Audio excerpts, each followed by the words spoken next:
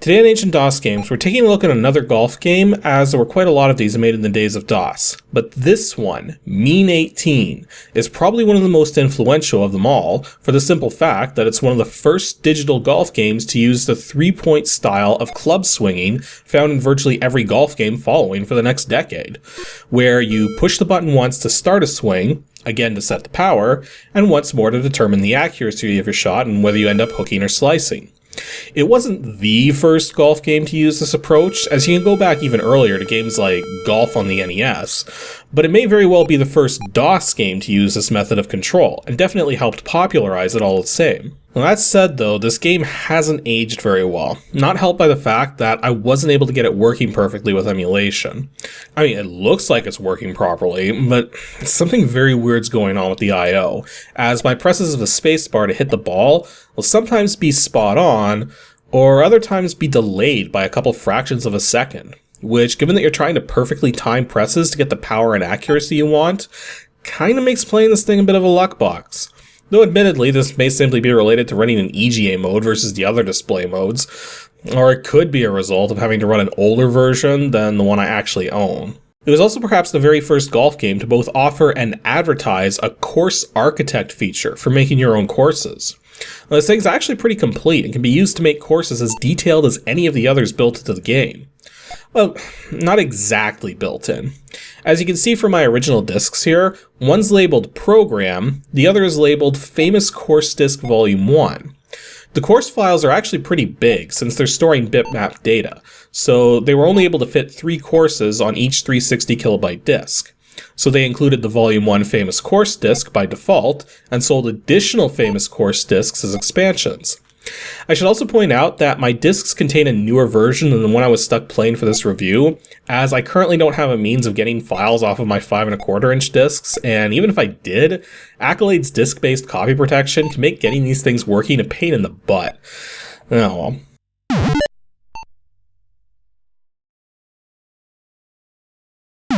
Mean 18 was developed by a company known as Microsmiths, which didn't have a huge number of releases throughout the 80s and 90s, but a fair number all the same, while this game in particular was originally published in 1986, with 3 more releases following. Again in 86 to add EGA support, one in 87 to add Hercules and Tandy graphics support, and one last release in 88 which, actually I'm not sure what was added to the 88 release.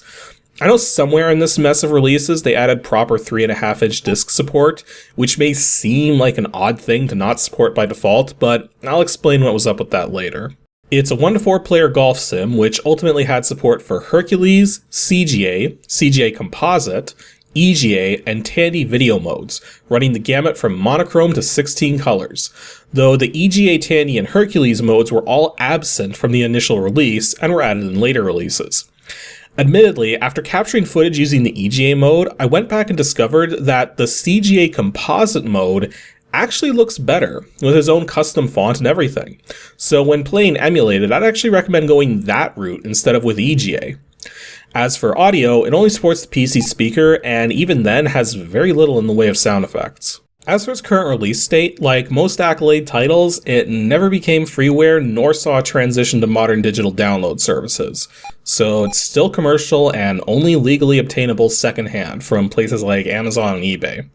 Since the game came out for multiple platforms, it's fairly easy to find, but you have to be careful you're getting it for the platform that you want.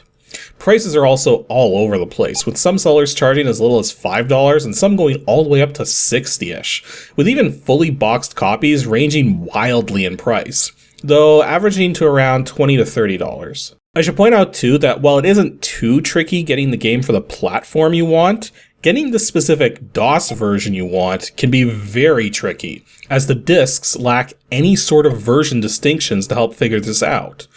Well, almost. The very original release has an older version of the Accolade logo on the discs, so that can at least help you single out that specific release, but beyond that, there's little you can do to ensure you're getting the exact version you want if you're hunting for a specific version. If it's still sealed in box, the box itself can help, as there'll be a blue triangle indicating if the game supports either CGA or both CGA and EGA, and versions with Tandy and Hercules support will have an additional giant silver sticker saying that those graphics modes are supported. One thing I want to quickly point out is this title screen sequence. The gopher which pops up actually dances pretty freaking fast at one moment compared to the rest of its movements, which may seem odd and unintended, and that's because it is.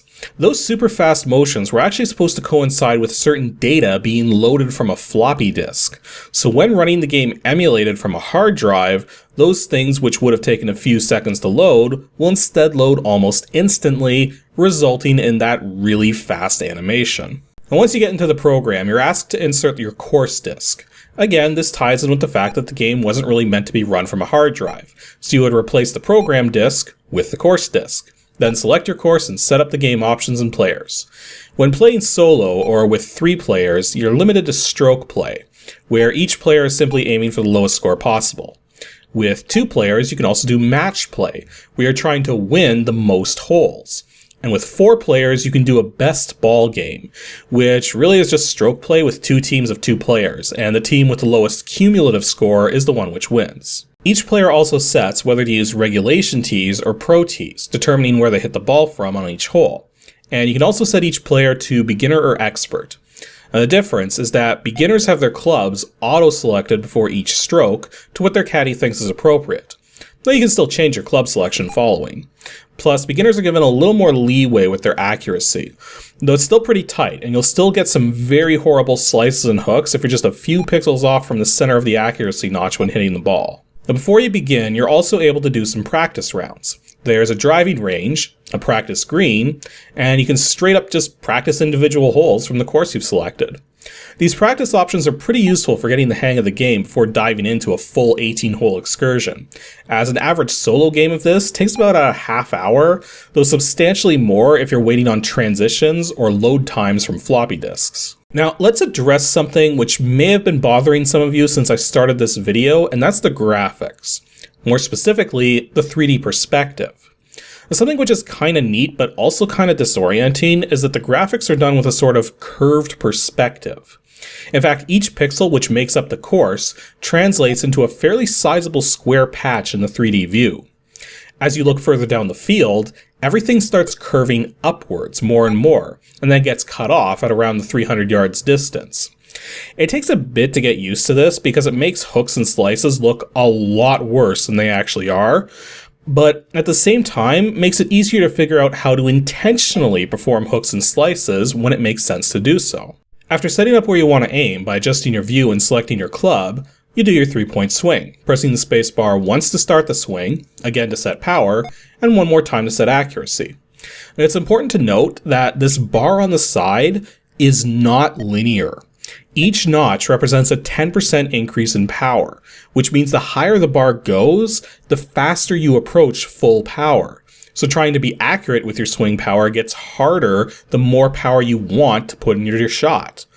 This actually really bugs me, especially when trying to putt, as it's the same way there. I would have much preferred a linear bar for setting power. But again, this was one of the first examples of this style of doing golf strokes in games, so there weren't exactly many standards to go by as to how to make this work its best. I should also point out that the 100% power mark is this one right here. If you go over this mark, it's considered an overpowered stroke, which will go a little further than the club's intended to go, but at the cost of random fluctuations in accuracy being added to your swing, which can cause extreme amounts of slicing or hooking with what would have otherwise been a surprisingly accurate stroke. And even a perfectly accurate yet overpowered stroke may slice or hook at random. So if you want to keep your strokes as accurate as possible, you want to avoid hitting into the red. Now, one of the mechanics normally present in golf games, but missing from this one, is wind. So that alone is kind of weird. But what's even weirder, and may actually take some getting used to, is that despite the game having light rough, deep rough, and sand traps, these things only affect overall ball power, and your club selection plays no factor whatsoever. You could seriously use a 3-wood from a sand trap and it'll work fine. The ball just won't go as far as if you were on the fairway. In fact, the sand has less of an effect on ball power than deep rough, while light rough has very little effect. It's also important to note that when playing as a beginner, the caddy's club selections do not take the lie of the ball into account, so you'll need to account for that on your own. Once you're on the green, you'll go to putt. What's neat about this is that the game automatically rotates everything from a bird's eye view so that you're always putting from the left side of the screen towards the hole on the right. Though it often won't line you up perfectly, so you'll still need to aim a bit and take into account any variations in the slope of the green, which is represented by arrows. Supposedly, each tick on the power bar equates to 8 feet of distance on the green, but quite frankly, I find this generalization doesn't always hold true. Either that or random chance plays a factor. Not to mention the ball is very sensitive to rimming or jumping the hole. I mean really freaking sensitive. I've missed more putts than I can count due to this, even when my power seemed like it should have been spot on. And that's basically all there is to the gameplay. You can save a game in progress if you intend to return later, and when you've cleared a course, you can enter a Hall of Fame, and also print a scorecard using a printer if you really want to. Before we move on though, I want to share an anecdote from my childhood. See, this was probably the 5th or 6th game we bought for our Tandy 1000 PC back in the late 80s, and every time I played this thing, I would pop in the program disc, boot it up, then switch to the course disc when prompted to do so.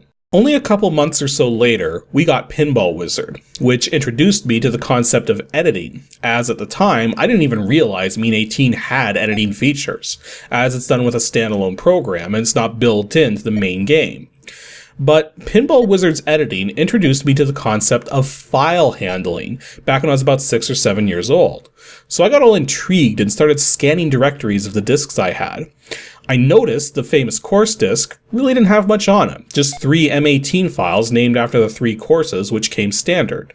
But when I did a directory listing of the program disk, I saw another M18 file on it with a name I didn't recognize. So it took me a moment to process what I was seeing, as again I was still a kid, but it made me wonder, what happens if I boot the program and just leave the disk in when it asked me for the course disk?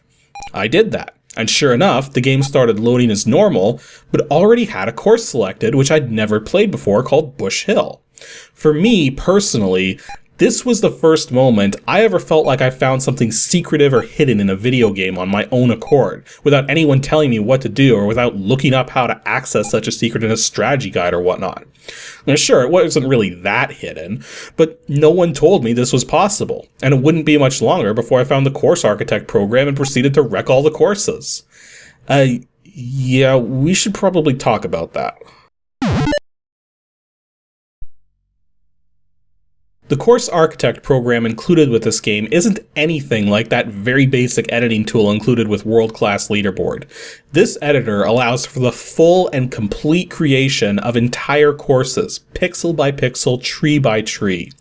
The main editing screen shows the name of the course, thumbnails of all 18 holes, the graphics for the 6 styles of trees you can have at a time, as well as the horizon. All of these things can be edited. Editing the holes themselves can be a bit tricky given how the greens work, but it's ultimately really straightforward. You can paint areas with the different landscape designations using one of 3 different brush sizes, and can place the 2 different tees and the green. The green itself has its own editor for painting in the shape of the green, as well as where the slope arrows are. The shape you make the green ahead of time determines the shape it will be on the full view, meaning it's often a good idea to do the green first when making a brand new hole, since every time you adjust the position of the green, the data for the pixels where it was are lost, and getting it in just the right spot can actually be kind of finicky. The trees are placed with a separate tool, and there's a limit of 28 trees per hole, which seems kind of arbitrary, but I'm guessing it was a limitation to fit within a certain conventional memory requirement. Now, this is a good time to point out that the yards to hole indicator is based on the last place you clicked when drawing anything to the map, which is why it keeps changing.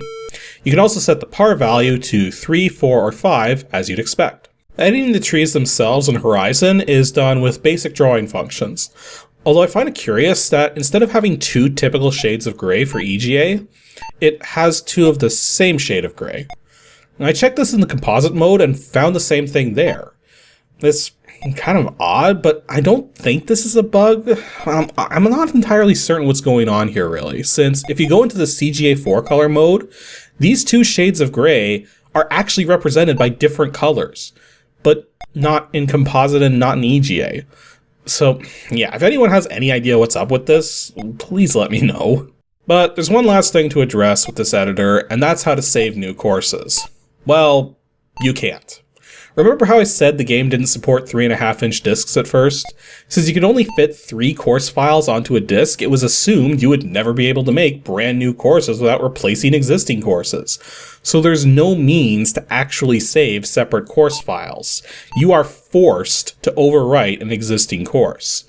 The game actually recommends backing up your course disks and modifying the backups as opposed to modifying the originals, but it doesn't do anything to stop you from modifying the originals.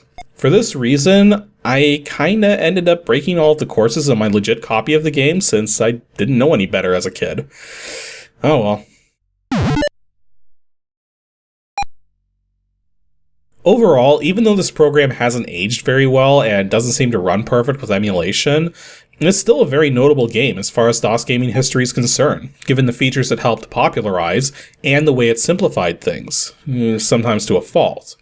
There's far better golf games than this one, and even back when this came out, the other DOS golf games available at the time definitely gave this one a run for its money. I would say if you enjoy DOS golf games or like exploring the beginnings of certain mechanics found in future games, this is definitely one to check out. Not to mention there's so few golf games out there with course editors that feature alone might make this a must-have title for a DOS game collector. But on the other hand, if you'd prefer a more detailed golf game or aren't into computerized golf games at all, then there's not much of a reason to give this one a go. Even though I was showing footage from the EGA mode, this game definitely looks better in its CGA composite mode, which DOSBox will automatically engage without issue, so I recommend setting the machine type to CGA to accommodate that. You'll also want to set a low fixed cycles count, otherwise some aspects of the game may run way too fast. I recommend a setting of around 500 cycles. That's pretty much all there is to it, but remember that since this game uses disk-based copy protection, you'll need to find a way to break past that. Plus, due to how the course feature works, with most versions of the game, only the first 3 course files it finds will be selectable. So you'll want to do some file management or download one of the custom programs out there for handling Mean18 course files if you want to more easily handle having more than 3 course files loaded onto your hard drive at a time. Though later versions of the game found on 3.5-inch discs can handle showing up to 6 course files at a time. Anywho, that's all for this episode of Ancient DOS Games. Next Saturday is a filler, and I've got something fairly special lined up, which I created nearly 2 decades ago. So be sure to stay tuned and check that out, not to mention I'll be giving the hint for the next episode then as well.